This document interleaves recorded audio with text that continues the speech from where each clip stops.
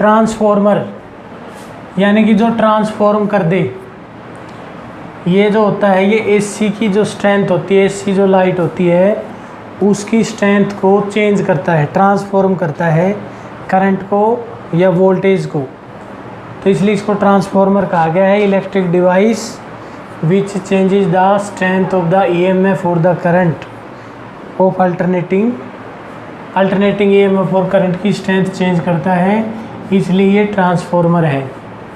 अब ये दो तरह का होता है। पहले तो इसकी कंस्ट्रक्शन देखते हैं। It consist A rectangular core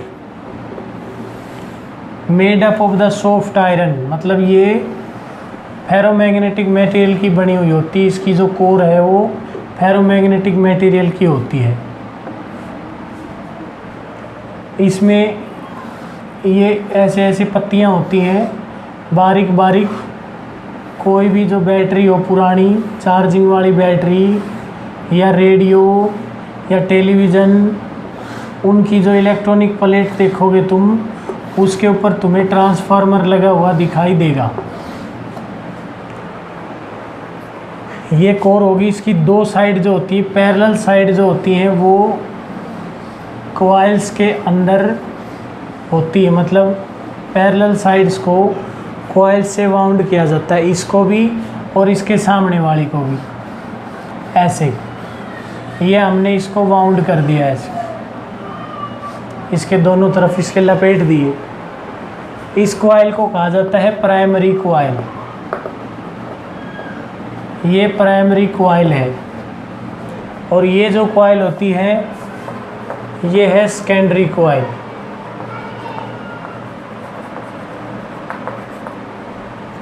primary coil में एसी लगाई जाती है, वो है इनपुट एसी।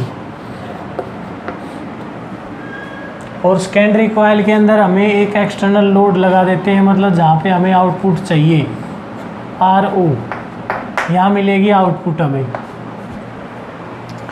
प्राइमरी कॉइल के जो नंबर ऑफ टर्न होते हैं उनको हम लिखते हैं NP से, number of turns in primary coil. Primary coil. Secondary coil के अंदर जो टर्न्स होते हैं उनको बोलते हैं NS, number of turns in secondary coil. ये बिल्कुल सिंपल है, इसका कंसेप्ट भी सिंपल है और ये ज़रूरी भी है।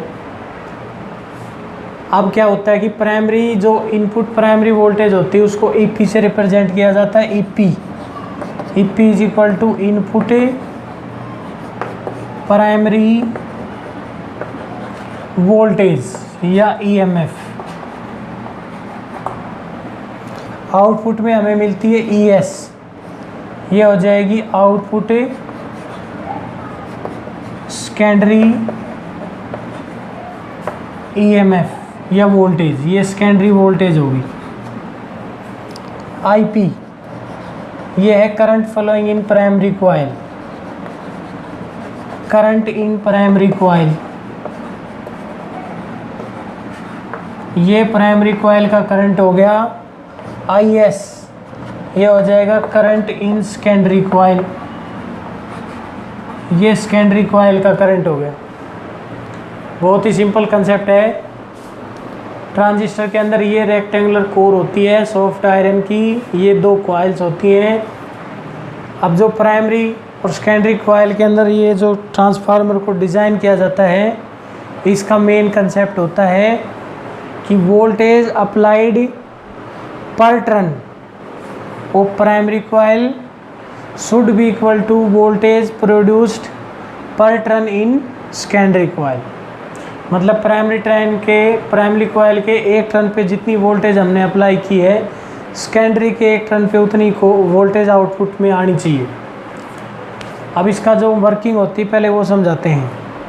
वर्किंग के लिए क्या है कि भाई जैसे हमने प्राइमरी कॉइल यानी इंडक्टर, ये इसमें जैसे हमने इनपुट अप्लाई की, इसमें करंट फ्लो होगा। और क्योंकि ये इंडक्टर है तो फार्मूला होता है इंडक्टर के मैग्नेटिक फील्ड का μ0 Ni। अब क्योंकि करंट चेंज होता है, अल्टरनेटिंग करंट की स्ट्रेंथ चेंज होती है, इसका मतलब प्राइमरी कॉइल का मैग्नेटिक फील्ड चेंज होगा। जैसे प्राइमरी कॉइल में करंट अप्लाई करेंगे, इसमें मैग्नेटिज्म प्रोड्यूस होगी, इसका मैग्नेटिक फील्ड प्रोड्यूस बनेगा। तो इसलिए due to change in the strength of the current, magnetic induction of the primary coil changes and these magnetic lines जो हैं passes to the secondary coil through the core, क्योंकि ये soft iron की core है, ये magnetic field जो है वो इससे होते हैं, मतलब ये मैग्नेटाइज हो जाएगी ये कोर।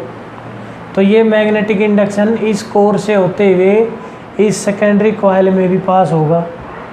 अब क्योंकि मैग्नेटिक इंडक्शन की स्ट्रेंथ चेंज हो रही है करंट के साथ साथ, तो इसका मतलब सेकेंडरी कॉइल का मैग्नेटिक फ्लक्स चेंज हो रहा है। इसका मतलब ये म्यूचुअल इंडक्शन हो गया कि जब प्राइमरी कॉइल में करंट चेंज हुआ, सेकेंडरी कॉइल का फ्लक्स चेंज हुआ, तो इसका मतलब ये म्यूचुअल इंडक्शन हो गया। तो यही है कि when the current in the primary coil changes the magnetic field, magnetic induction of the primary coil changes, hence the magnetic flux due to iron core changes of the secondary coil. Magnetic flux of secondary coil क्या होगा, change होगा। और हमने पढ़ा है कि due to electromagnetic induction induced EMF पैदा होती है, और वो होती है E = -dφ/dt।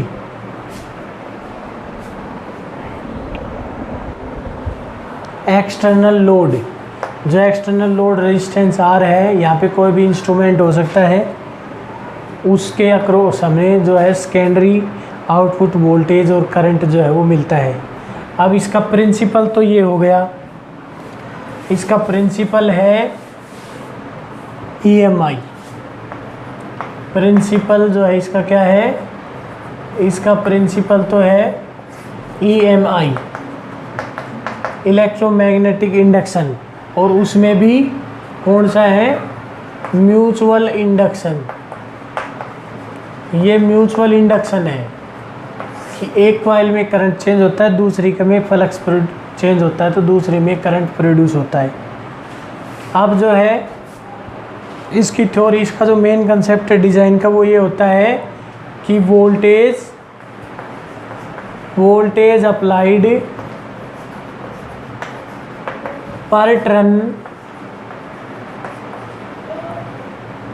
Turn of primary coil will be equal to voltage produce per turn of secondary coil। यानी कि प्राइमरी कॉइल के एक टर्न पे जितनी वोल्टेज अप्लाइड है, उतनी ही सेकेंडरी कॉइल के एक टर्न में पैदा होगी। तो इसका मतलब ये हुआ कि प्राइमरी कॉइल और सेकेंडरी कॉइल की वोल्टेज हमने गिवन है, NS और ES दे रखी हैं, ES, EP, NS, NP, number of turn वगैरह दे रखे हैं। तो सेकेंडरी कॉइल की एक टर्न EMF है ES, और नंबर ऑफ टर्न कितने हैं, NS। मतलब टोटल आउटपुट वोल्टेज है ES, total number of turn है NS, तो ES/NS। और ये हो जाएगा हमारे पास, प्राइमरी वोल्टेज हमने लगाई थी EP, और नंबर ऑफ टर्न है प्राइमरी में NP, तो ES/NS = EP/NP। इसका मतलब हमारे पास कंसेप्ट हो गया ES/EP = NS/NP। अब ये जो NS/NP आया है, इसको डिनोट किया जाता है K से, जिसको बोलते हैं ट्रांसफॉर्मेशन रेशियो।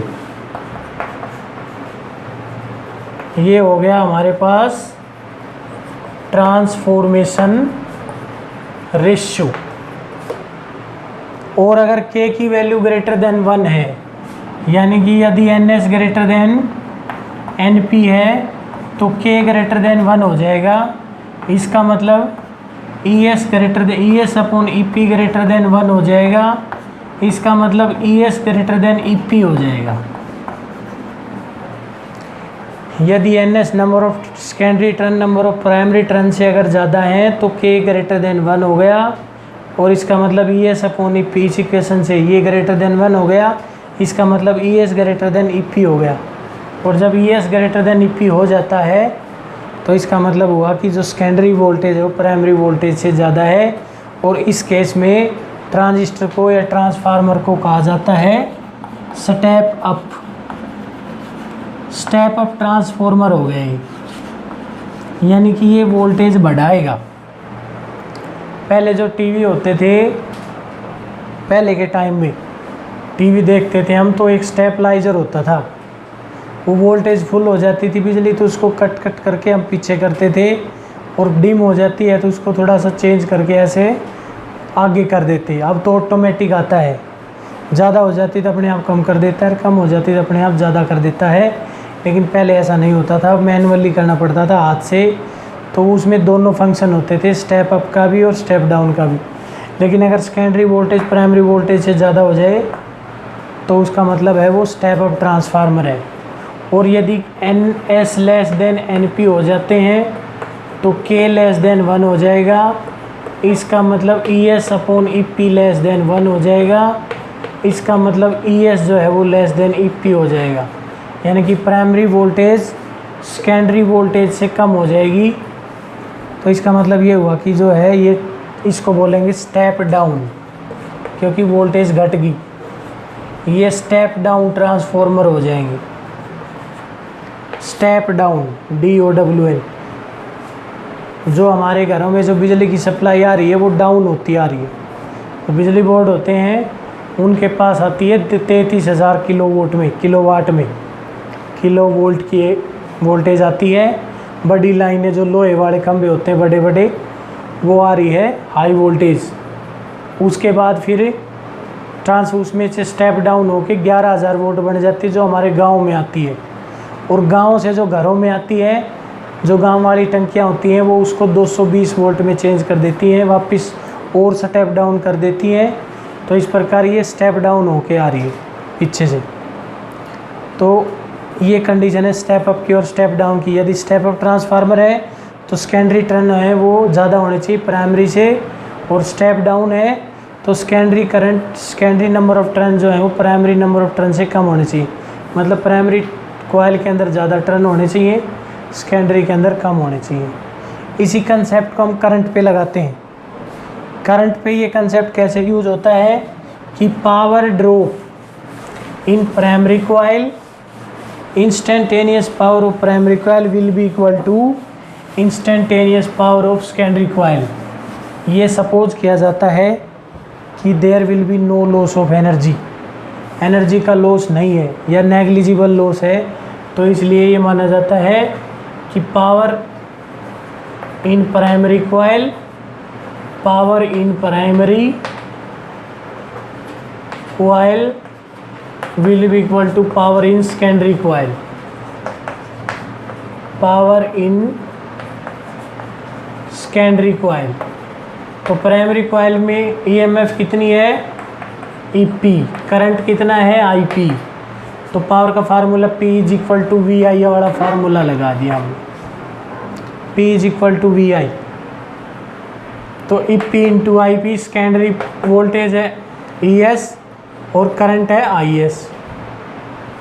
तो VS EP IP is equal to ES IS। तो इसका मतलब ES अपॉन EP किसके बराबर हो जाएगा, IP बटे IS। ये उल्टा हो जाएगा इस इक्वेशन से, ये बन जाएगा। और ES अपॉन EP किसके बराबर था, NS अपॉन NP के।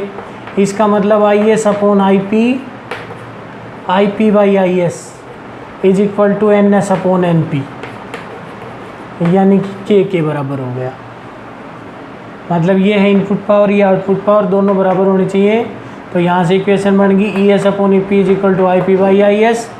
अब ES upon EP NS upon NP के बराबर होता है, इसका मतलब IP upon IS is equal to NS upon NP, उल्टा हो जाएगा ये। यानी कि अगर K ग्रेटर देन 1 है तो इसका मतलब ये हुआ कि IP ग्रेटर देन IS है, क्योंकि IP upon IS is equal to K। तो K ग्रेटर देन 1 हो गया तो IP ग्रेटर देन IS, यानी कि स्टेप अप ट्रांसफार्मर में प्राइमरी करंट जो है वो ज़्यादा होता है, सेकेंडरी कम होता है। क्योंकि प्राइमरी वोल्टेज कम होती है तो करंट बढ़ाना पड़ेगा पावर को बराबर करने के लिए। और अगर के की वैल्यू लेस देन 1 है तो इसका मतलब I P less than I S है, यानी कि स्टेप डाउन ट्रांसफार्मर में सेकेंडरी करंट ज़्यादा होता है, प्राइमरी करंट कम होता है। तो इस प्रकार ये करंट के ऊपर कंसेप्ट अप्लाई हो गया।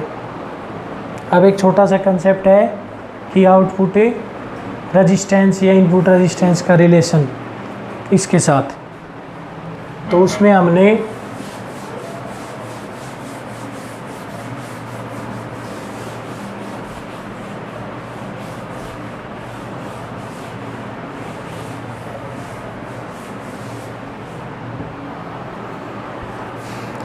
अभी इक्वेशन लगाई थी कि I P upon I S is equal to N S upon N P, ये हो गया। अब आई पी जो होता है वो हो जाएगा हमारे पास N S upon N P into I S, ये आई एस उधर मल्टीप्लाई हो गया। लेकिन जो आई एस होता है वो होता है सेकेंडरी वोल्टेज बटे सेकेंडरी रेजिस्टेंस, यानी कि आउटपुट रेजिस्टेंस आर ओ। तो आई एस की वैल्यू ये यहाँ पे पुट करेंगे तो आई पी हो जाएगा हमारे पास N S upon N P into E S by R O. अब ये जो सेकेंडरी वोल्टेज होती है उसको फिर ट्रांसफॉर्मेशन रेशियो के टर्म में लिखना चाहें तो ये ई एस की जगह हम लिख सकते हैं N S upon N P into E P, क्योंकि E S upon E P is equal to N S upon N P होता है पहली इक्वेशन। तो इसका मतलब ई एस की वैल्यू हो जाएगी N S upon N P. अब ई एस की वैल्यू को दोबारा फिर यहाँ पे रखो इस इक्वेशन में, तो हमारे पास आई पी की वैल्यू आ जाएगी I P is equal to N S upon N P into E S की जगह फिर हमने N S upon N P रख दिया इंटू ई पी कर दिया और नीचे था R O. N S upon N P, N S upon N P, E P by R O. तो ये N S upon N P का स्क्वायर हो गया। उसका मतलब आई पी की वैल्यू होगी हमारे पास N S upon N P का स्क्वायर और ई पी बाई आर। इसको थोड़ा और शॉर्ट करें तो हम ऐसे लिख सकते हैं K square upon R O into E P, और इसको थोड़ा सा और सोल्व करें तो हम लिख सकते हैं I P is equal to E P बटे R O by K square, यानी कि के स्क्वायर को नीचे लिया है हम, नीचे आ गया ये, तो ये पलट के ऊपर ही जाना है। इसका मतलब ये हो गया करंट, ये होगी वोल्टेज ई पी, और ये नीचे हो गया रेजिस्टेंस। और इस आर अपॉन के स्क्वायर को हम आर आई लिख सकते हैं। यदि आर बाई के स्क्वायर को, are O by K square को यदि हम आर आई लिख दें तो हमारे पास ये इक्वेशन बन जाएगी I P by I P is equal to E P by R I. मतलब ये इनपुट रेजिस्टेंस हो गया, इनपुट वोल्टेज बटे इनपुट रेजिस्टेंस। तो आउटपुट रेजिस्टेंस के टर्म में इनपुट रेजिस्टेंस ये होता है R O by K square. यानी कि हम ये बता सकते हैं कि अगर आउटपुट रेजिस्टेंस इतना है और ट्रांसफॉर्मेशन रेशियो इतना है तो इनपुट रेजिस्टेंस कितना होगा, या कितना इनपुट रेजिस्टेंस चाहिए यदि हमें ई एस अपॉन ई पी इतना चाहिए तो इस रिलेशन से।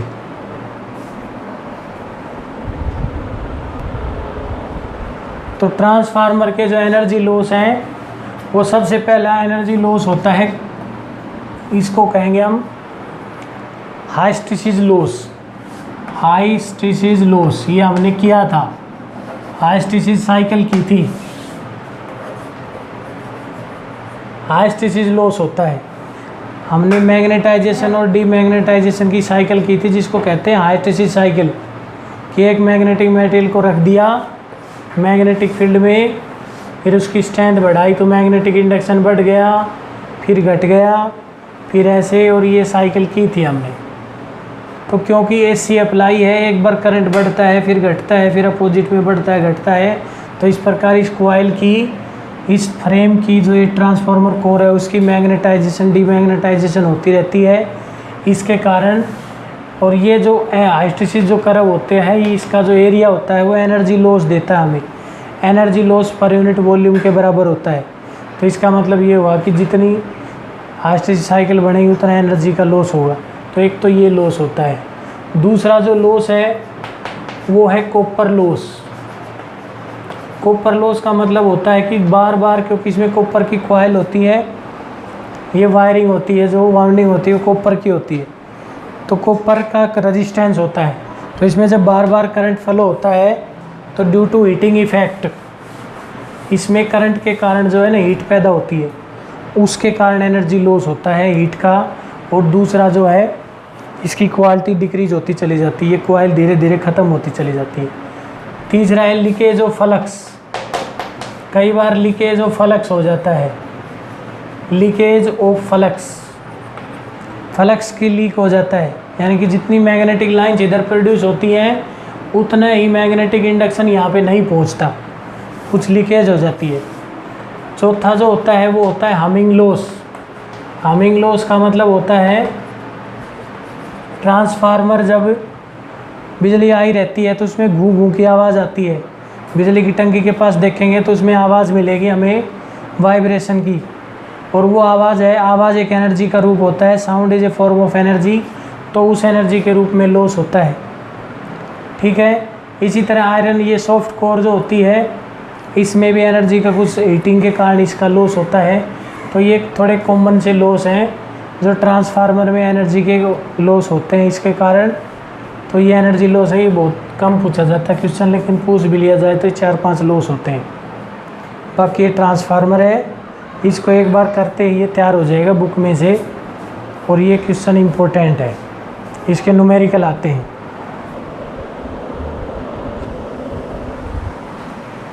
Electric device use to generate electricity, ये हो जाएगा इलेक्ट्रिक जनरेटर। और इसका जो प्रिंसिपल है, इसका प्रिंसिपल होता है इलेक्ट्रोमैग्नेटिक इंडक्शन। मेन तो प्रिंसिपल बोलेंगे इलेक्ट्रोमैग्नेटिक इंडक्शन, और उसके अंदर जब हम इंटर करते हैं तो वो होता है when A coil rotates in magnetic field induced EMF is produced. वही है ईएमएफ, यानी कि EMI है उसका, जब वो किसी मैग्नेटिक फील्ड में अगर रोटेट करती है तो उसका फ्लक्स चेंज होता है। तो it works on fact of a, कौन से फैक्ट पे काम करता है, works on the fact of a EMI, electromagnetic induction. तो इलेक्ट्रोमैग्नेटिक इंडक्शन पे कैसे काम करता है ये देखेंगे हम। तो ये हमने 2 मैग्नेट्स ले ली, ये ले लिया नॉर्थ मैग्नेट और ये साउथ, और बीच में ये इसकी कॉइल होती है। It consist A soft iron core rectangular frame, और इस रेक्टेंगुलर फ्रेम का एक एक्सिस होता है जिसको इसका रूटर बोलते हैं जनरेटर का, और इस कोर के चारों तरफ वायर बाउंड होती है। इस रूटर के ऊपर 2 कॉइल होती हैं, 2 रिंग होती हैं जिनको स्लिप रिंग्स बोलते हैं, 2 slip rings R1 and R2। This ring is connected to first side, मतलब ऐसे, और दूसरी जो रिंग होती है वो सेकंड साइड से कनेक्ट होती है, इसमें से पास होकर ये वायर इससे कनेक्ट हो जाएगी। इस साइड को मान लेते हैं AB, इसको मान लेते हैं CD। मतलब ये मैग्नेट है, दोनों स्ट्रॉन्ग मैग्नेट होगी। इन मैग्नेट्स के बीच में एक रेक्टेंगुलर कॉइल रखी जाती है, इस कॉइल के चारों तरफ वायर लपेटी जाती है। वायर का जो एक सिरा होता है वो एक रिंग से अटैच होता है, और दूसरा सिरा दूसरी रिंग से अटैच होता है, R1 एंड R2। अब R1 और R2 को टच करती हैं 2 ब्रश, ये ब्रश होगी B1 और ये ब्रश होगी B2, और इस दोनों ब्रशेस के बीच में होता है एक्सटर्नल लोड, मतलब जो एक्सटर्नल चीज़ होती है जो हमने चलानी होती है, जो डिवाइस होती है लाइट से। जैसे कि शादी में देखते हैं तो जनरेटर से सारी लाइट जो है शादी की जनरेटर से जलती है, तो ये वो एक्सटर्नल लोड है R। ये इसकी कंस्ट्रक्शन है, प्रिंसिपल बता दिया, ये कंस्ट्रक्शन हो गया। इसमें हमने बच्चे क्या करते हैं, क्या गलती करते हैं बनाते समय डिज़ाइन, जैसे ये जो कॉइल बना ली, इसमें क्या करेंगे, एक रिंग तो यहाँ लगा देंगे और दूसरी को साइडों में लगा देंगे ऐसे, ये गलती होती है। दूसरी गलती करेंगे इन ब्रुशेस को, इन ब्रुश की पोजीशन कभी भी चेंज नहीं होती, ना रिंग की पोजीशन चेंज होती है। अगर B1 ब्रुश इधर है, ये B1 ब्रुश है, ये B2 है, तो B1 और B2 दोनों ही अपनी पोजीशन पे फिक्स होती है, ये चेंज नहीं होती है। क्या चेंज होगा देखते हैं, हम बताते हैं तुम्हें विद एग्जांपल। जैसे कि हमारे पास ये रेक्टेंगुलर कॉइल है, ये बुक है फिजिक्स की, ये इसकी ये साइड है AB साइड, ये CD साइड। अब जो AB साइड है वो नीचे वाली रिंग से अटैच है, यानी कि R1 रिंग से, और जो CD साइड है वो R2 रिंग से अटैच है। और हमने इसको घुमा दिया एंटी क्लॉकवाइज ऐसे, यानी कि ये AB साइड है वो नीचे की तरफ जा रही है और CD साइड है वो ऊपर की तरफ आ रही है। तो क्या होगा, इसके ऊपर रूल काम करेगा फ्लेमिंग्स का राइट हैंड रूल। एक तो पढ़ा था लेफ्ट हैंड रूल, ये तो होता है फोर्स के लिए, मतलब इस सेंट्रल एक्सिस की तरफ तो होती है हमारे पास, इसकी तरफ तो होता है करंट सेंट्रल फिंगर की तरफ, फोर्थ फिंगर की तरफ B लेते हैं और थंब की तरफ लेते हैं फोर्स। इसमें राइट हैंड में उल्टा होता है, इसमें क्योंकि फोर्स तो हम लगा रहे हैं, फोर्स हम लगा रहे हैं, कॉइल को हम घुमा रहे हैं बाहर से जनरेटर को, तो इसका मतलब फोर्स हम लगा रहे हैं, तो थंब देगा डायरेक्शन ऑफ मोशन, क्योंकि थंब की तरफ इसमें फोर्स था, तो इसमें फोर्स जिधर लगेगा उधर मोशन होगी, यहाँ मोशन है, इसका मतलब थंब की तरफ फोर्स ही है समझो, मतलब हम यहाँ मोशन लगा रहे हैं, इसकी तरफ होगी मोशन। चौथी उंगली की तरफ B होता है, इसमें भी B था, लेफ्ट हैंड में भी B था, राइट हैंड में भी B होता है। सेंट्रल फिंगर, इसमें क्या था कि करंट, वो करंट पहले लगाया हुआ था, इसमें पैदा होने वाला करंट होता है, यानी कि इंड्यूस्ड करंट या वोल्टेज की डायरेक्शन देगी सेंट्रल फिंगर। तो ये हो गया फ्लेमिंग का राइट हैंड रूल। थंब की तरफ होती है मोशन, चौथी उंगली की तरफ B होता है, सेंट्रल फिंगर की तरफ होता है इंड्यूस्ड करंट, तो इसमें भी वही है। अब हम इसको एंटी क्लॉकवाइज घुमा रहे हैं, इसका मतलब AB साइड नीचे की तरफ जा रही है, CD साइड ऊपर की तरफ आ रही है। तो ये AB साइड मानी थी हमने, ये गई नीचे की तरफ, नीचे की तरफ जा रही है, तो फ्लेमिंग का राइट हैंड रूल लगाएंगे हम। तो उसमें देखते हैं फ्लेमिंग का राइट हैंड रूल क्या कहता है। अंगूठा देगा डायरेक्शन ऑफ मोशन, तो अंगूठा नीचे की तरफ है। अब मैग्नेटिक फील्ड N2S होता है, तो ये N2S हो गया, मैग्नेटिक फील्ड की डायरेक्शन होगी ये, तो मैग्नेटिक फील्ड की डायरेक्शन ये होगी है, ये थंब होगा ये डाउनवर्ड, मैग्नेटिक फील्ड इधर, तो ये चौथी उंगली जो सेंट्रल फिंगर है ये अपने आप नीचे की तरफ है। देखो हमने प्लेन ऑफ द बोर्ड अंदर की तरफ तो है हमारे पास थंब, यानी कि मोशन, ये अंदर की तरफ जा रही है। देखो आराम से, ये जो सिरा है ये अंदर की तरफ जा रहा है AB साइड, CD साइड आ रही है ऊपर की तरफ, तो इसमें अंगूठा नीचे की तरफ, मैग्नेटिक फील्ड उधर, तो सेंट्रल फिंगर नीचे की तरफ होगी। इसका मतलब इस साइड में इंड्यूस्ड करंट पैदा होगा इधर, ये डायरेक्शन होगी। ये साइड ऊपर आ रही थी, CD साइड ऊपर की तरफ आ रही है, तो राइट हैंड रूल, अंगूठा बाहर की तरफ, मैग्नेटिक फील्ड उधर ही है, चौथी उंगली ये ऊपर की तरफ है, ये तीसरी उंगली सेंट्रल फिंगर, तो इसका मतलब इसमें इंड्यूस्ड करंट है ऐसे ऊपर की तरफ। तो ये डायरेक्शन होगी पूरी, हाफ रोटेशन, अभी पूरा नहीं हुआ है लेकिन ये ऐसे जा रही है ऐसे, तो इसका मतलब इस साइड में करंट नीचे की तरफ, इसमें ऊपर की तरफ, लेकिन ये जो करंट है वो ऐसे आएगा, फिर ऐसे आएगा, और ये जो AB साइड है वो R1 रिंग से अटैच है, और CD साइड है वो R2 से अटैच है। तो R1 रिंग जो है वो B1 ब्रुश से टच करती है, तो इसका मतलब इसका करंट ऐसे आएगा, ऐसे R1 से होते हुए B1 ऐसे ऐसे, और ये एक सर्किट कंप्लीट हो जाएगा। देखो R2 से करंट की डायरेक्शन ये है, क्योंकि इस साइड में ये है, तो ये फर्स्ट हाफ का टर्न पूरा हो गया। ठीक है,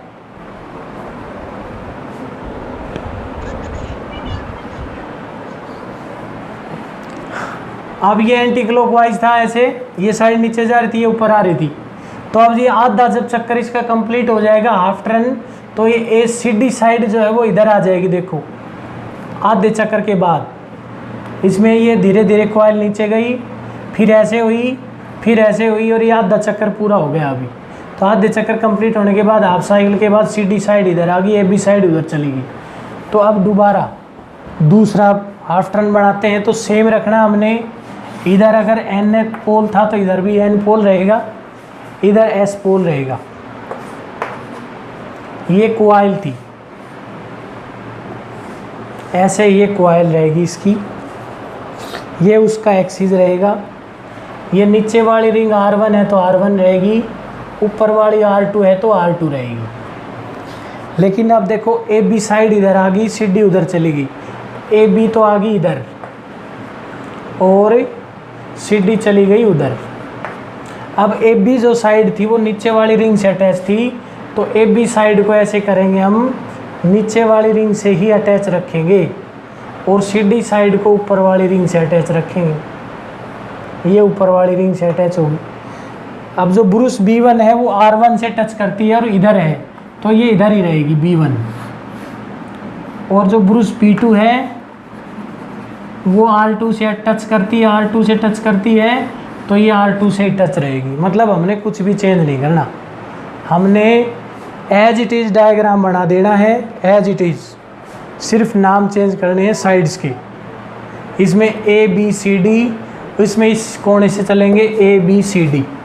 अब सिंपल हो जाएगा क्योंकि AB साइड वो नीचे वाली रिंग से टच थी, नीचे वाली से कर दो, CD साइड ऊपर वाली से टच, ऊपर वाली से कर दो, ब्रूस की पोजीशन सेम रहेगी।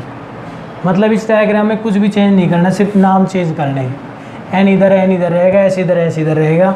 ये मैग्नेटिक फील्ड NS हो गया। अब क्या होगा, अब जब सेकंड हाफ रोटेशन होगी तो सेकंड हाफ ये था, ये एंटी क्लॉकवाइज इसकी मोशन रहेगी। तो अब ये जो CD साइड है ये नीचे की तरफ जाएगी और AB ऊपर की तरफ आएगी हाफ रोटेशन के बाद। तो फिर ये जब ऐसे घूमेगी धीरे धीरे, तब ये एक रोटेशन कंप्लीट हो गया। तो अब CD साइड जो है वो नीचे की तरफ जा रही है। फ्लेमिंग का राइट हैंड रूल लगाएंगे, ये अंदर की तरफ है, मैग्नेटिक फील्ड उधर है, तो करंट नीचे की तरफ हो गए, तीसरी उंगली। तो इसका मतलब इस साइड में, मतलब इस साइड में करंट नीचे है ना, तो इधर भी नीचे ही रहेगा, और इस साइड में ऊपर है तो इसमें भी ऊपर ही रहेगा। बस देखना क्या है, यहाँ देखना है कि ये करंट जो CD साइड में करंट अब नीचे की तरफ आ रहा है, तो CD साइड वो है वो ऊपर वाली रिंग से जुड़ी हुई है। देखो यहाँ से आके अपर रिंग से, ऊपर वाली रिंग R2, इसका मतलब करंट यहाँ से आया, फिर यहाँ आया, फिर ये ऐसे आके इस ब्रूस B2 में आके, और ये ऐसे जा रहा है ऐसे। अब ये B1 में चला गया, B1 ब्रूस से रिंग R1 में, R1 से देखो ये करंट का साइकिल पूरा हो गया ऐसे ऐसे। इसमें क्या था, इसमें ऐसे था, B1 से B2 में, और इसमें है B2 से B1 में। तो इसका मतलब करंट की डायरेक्शन अपोजिट होगी। ये तो है डायरेक्शन चेंज होने का। दूसरी बात, हमारे पास फार्मूला होता है फ्लक्स का। फ्लक्स का फार्मूला था फाई = BA cos थीटा। तो मैग्नेटिक फील्ड की डायरेक्शन है ये, कॉइल जब सीधी थी ऐसे, तो इसका नॉर्मल था इधर बाहर की तरफ, मैग्नेटिक फील्ड है उधर, तो दोनों के बीच में 90 डिग्री का एंगल है। इसका मतलब फ्लक्स है 0, तो करंट 0 है। फिर धीरे धीरे ये कॉइल ऐसे जा रही है तो इसका नॉर्मल बदल रहा है, ये 0 की तरफ बढ़ रहा है। तो इसका मतलब हुआ कि इसमें थीटा जो है वो मैक्सिमम हो रहा है, फ्लक्स मैक्सिमम होगा तो करंट मैक्सिमम होगा। या दूसरी बात, अगर ये 180 की तरफ भी बढ़ रहा है तो फ्लक्स घट रहा है तो इंड्यूस्ड ईएमएफ बढ़ेगी। मतलब कहने का ये है कि पहले हाफ टर्न में करंट धीरे धीरे बढ़ेगा, जब चौथाई चक्कर हो जाएगा तो मैक्सिमम हो जाएगा, क्योंकि एंगल हो गया तो 0 या 180। फिर दोबारा जब वो दूसरा क्वार्टर पूरा होगा हाफ टर्न से पहले, यानी कि इसको धीरे धीरे नीचे जा रहे हैं ऐसे, ये हो गया चौथाई चक्कर। चौथाई चक्कर पूरा हो गया, फिर ये और आगे बढ़ेगा तो ये अब हो गया हाफ, यानी कि सेकंड क्वार्टर। तो पहले एंगल 90 था, फिर धीरे धीरे 180 हुआ, मैक्सिमम हो गया, फिर धीरे धीरे फिर 90 हुआ, मिनिमम हो गया। तो इसका मतलब ये मिनिमम से मैक्सिमम, मैक्सिमम से मिनिमम, फिर डायरेक्शन रिवर्स होगी तो मैक्सिमम और फिर मिनिमम। तो इस प्रकार हमें AC साइकिल मिलती है आउटपुट में। एक साइकिल के कारण हमें एक AC की साइकिल मिल जाएगी। तो ये है जनरेटर की वर्किंग एंड कंस्ट्रक्शन। अब इसके अंदर है इसकी थ्योरी। थ्योरी बिल्कुल सिंपल है, हमने ये प्रूव करना है कि एसी प्रोड्यूस होती है। मान लिया कि बी जो है वो मैग्नेटिक इंडक्शन है,